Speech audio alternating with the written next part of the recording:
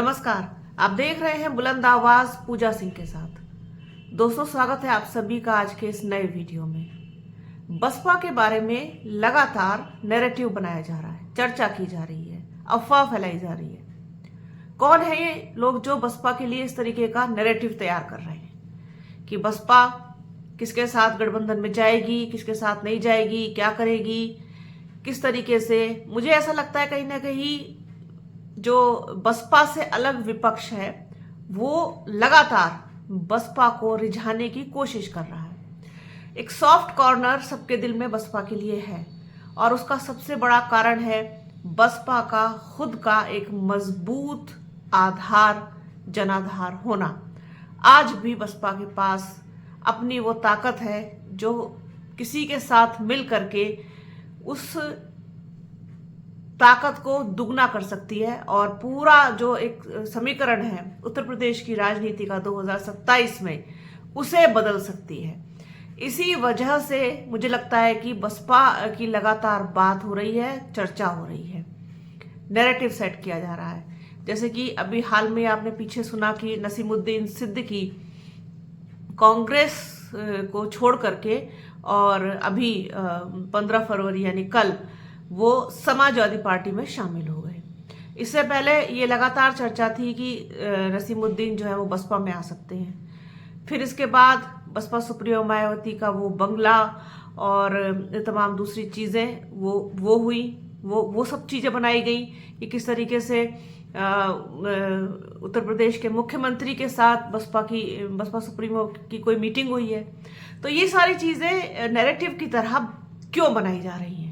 यदि बसपा कुछ नहीं है, बसपा शून्य है, बसपा के पास खोने के लिए कुछ भी नहीं है, फिलहाल एक विधायक की पार्टी है बसपा, उसके बाद भी लगातार बसपा की बात होना, बसपा की चर्चा होना, बसपा के लिए अफवाह फैलाया जाना और नैरेटिव तैयार किया जाना और प्लांटेड खबर, तो इसका क्या मतलब निकाला जाए? देखिए, सीधी सी बात है, बहुत सीधी बात है, बहुत स्पष्ट बात है। अब बसपा अकेले लड़े, ये उसका फैसला है अभी तक अकेले लड़ने का। लेकिन दूसरा जो विपक्ष है जिसमें कि आपका समाजवादी पार्टी मेन है, इसके बाद 2027 पर नजर गड़ा के बैठे हुए हैं असदुद्दीन ओवैसी उत्तर प्रदेश में, चाहे वो हो या फिर कांग्रेस हो। किसी की भी बात बसपा के बिना नहीं बनेगी। अगर 2024 के लोकसभा चुनाव में बसपा इंडिया गठबंधन का हिस्सा होती तो और ज्यादा चमत्कार हो सकता था।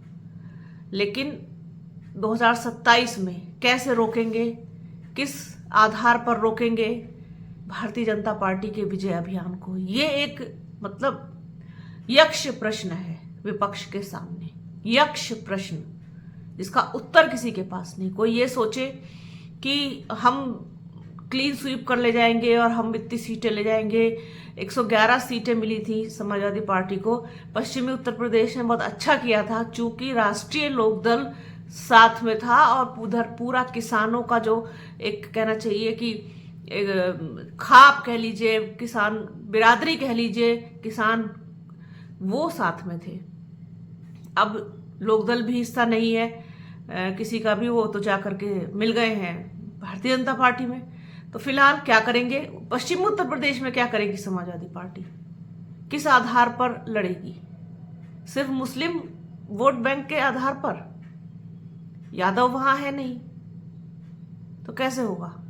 उधर जब 2022 का इलेक्शन हुआ था तब जाट मुस्लिम साथ आए थे तो एक अच्छा बढ़िया कॉम्बिनेशन बना था उनके लिए।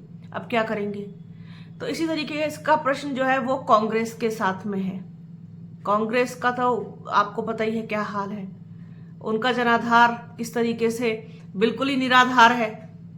तो उनको भी एक आस बनी रहती है, एक उम्मीद बनी रहती है कि बसपा सुप्रीमो मायावती के साथ बात बन जाए, बसपा के साथ बात बन जाए तो हम एक मजबूत गठबंधन उत्तर प्रदेश में कर लें। उधर जो छोटे छोटे दल हैं आपके, स्वामी प्रसाद मौर्य, पल्लवी पटेल, संजय निषाद, ओम प्रकाश राजभर, ये थोड़ा थोड़ा छोटा छोटा सा इफेक्ट रखते हैं अपनी अपनी जगह पर, वो भी चाहते हैं कि ऐसी बड़ी पावर के साथ जाएं जहां पर उनको सम्मान मिले, उनको कोई पोजीशन मिले, और साथ ही साथ अगर गठबंधन हो तो उस गठबंधन में एक रिस्पेक्टिव जगह पर वो पहुंचे, कोई मंत्री बने, कोई कुछ बने। तो इस तरीके से वो भी उम्मीद लगा के बैठते हैं कि तो अच्छी पार्टी के साथ गठबंधन हो। अब ओवैसी वो भी चाहते हैं कि मुसलमान तो आ जाएगा साथ में, लेकिन जो बसपा का आधार उसके पास है, जो दलित वोट बैंक है, उसको कैसे आप लेके आओगे? तो सबके सामने दुविधा है, सबके सामने दुविधा है। और इस वक्त गेंद जो है वो बसपा के पाले में है कि वो किसको वो गेंद पास करती है आगे के लिए, क्या अमीम के साथ या समाजवादी पार्टी के साथ, और या फिर कांग्रेस के साथ। अभी अखिलेश यादव का मैं एक स्टेटमेंट सुन रही थी, वो जिस तरीके से बोल रहे हैं, नसीमुद्दीन सिद्दीकी के आ जाने के बाद इस समय फूल ही नहीं समा रही है समाजवादी पार्टी की। ऐसा लग रहा है कि जैसे पता नहीं कितना बड़ा धड़ा वो अपने साथ लेकर के आ रहे हैं। नसीमुद्दीन सिद्दीकी ने कितना इफेक्ट बसपा में डाला था और कितना इफेक्ट उन्होंने कांग्रेस में डाला था, ये बताने की जरूरत नहीं, और वो कितना समाजवादी पार्टी में डाल पाएंगे ये भी बताने की जरूरत नहीं है। तो उनको लग रहा है कि नसीमुद्दीन सिद्दीकी आ गए हैं तो बसपा इंप्रेस हो जाएगी, और बसपा जो है फिर गठबंधन साथ में शायद कर ले। जिस तरीके से नैरेटिव मीडिया चला रहा है इस वक्त की बबुआ और बुआ क्या फिर से साथ आएंगे, इस तरीके का। तो अखिलेश यादव जो कह रहे थे कि बहुजन समाज बड़ा खुश होकर के पार्टी और लगाना शायद वो भूल गए, बहुजन समाज हमारे साथ है। और अब तो नसीमुद्दीन सिद्दीकी भी आ गए हैं, तो उनका पीडीए कंप्लीट हो गया, ऐसा लगता है उनको पीडीए कंप्लीट हो गया। मगर ये जो गलत फहमी है उनकी, अगर सब अलग अलग लड़े 2027 में क्या होगा, क्योंकि कल का ही नहीं पता कि क्या होगा, तो 2027 तो अभी दूर है, कि बसपा अकेले ही लड़ेगी या बसपा किसी के साथ गठबंधन करेगी, गठबंधन करेगी तो किसके साथ करेगी, अभी ये कोई भनक दूर दूर तक नहीं है। मैं जब तक हो ना जाए मैं उस चीज को नहीं मानती, और बसपा के बारे में तो कोई किसी भी तरीके का प्रेडिक्शन कर ही नहीं सकता। वो सिर्फ और सिर्फ बसपा सुप्रीमो मायावती को पता होता है कि वो क्या करने जा रही है। बाकी सब लोग ख्याली पुलाव पकाते रहो, उससे कोई फर्क नहीं पड़ता। सच्चाई यही है, आप चाहे पिछला पूरा रिकॉर्ड उठा के देख लीजिए, एक भी प्रेडिक्शन 2024 में भी एंड तक बनता रहा ये नैरेटिव कि गठबंधन में जाएंगी, गठबंधन में जाएंगी, और मैं हमेशा कहती रही गठबंधन में नहीं जाएंगी। और अब की बार भी 2027 में मुझे इसकी उम्मीद ना के बराबर दिखाई देती है। हालांकि मेरा अपना, अगर मैं जर्नलिस्ट की तरह से या फिर एनालिसिस की तरह से मैं उसको सोच करके देखूं तो गठबंधन में जाना चाहिए, उसके बिना बात नहीं बनेगी। लेकिन गठबंधन होता हुआ मुझे नहीं दिखाई दे रहा, फिलहाल नहीं दिखाई दे रहा, आगे का कह नहीं सकते।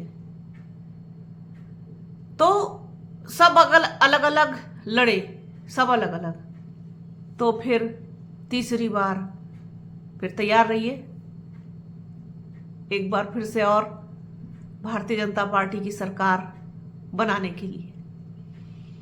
तो इस तरीके का नैरेटिव सेट हो रहा है बसपा के लिए, किया जा रहा है, अफवाहें फैलाई जा रही है, गठबंधन जैसी स्थिति, सॉफ्ट कॉर्नर जैसी बातें, नसीमुद्दीन सिद्दीकी का आ जाना, और योगी आदित्यनाथ से गुपचुप मुलाकात, और ये सब तमाम चीज़ें, तमाम बातें, तमाम चर्चाएं बसपा के बारे में अब लगातार हो रही हैं। तो बसपा खुद को चर्चा में लाती या रखती नहीं है, उसके बिना किसी की बात पूरी नहीं होती, कोई चर्चाएं पूरी नहीं होती।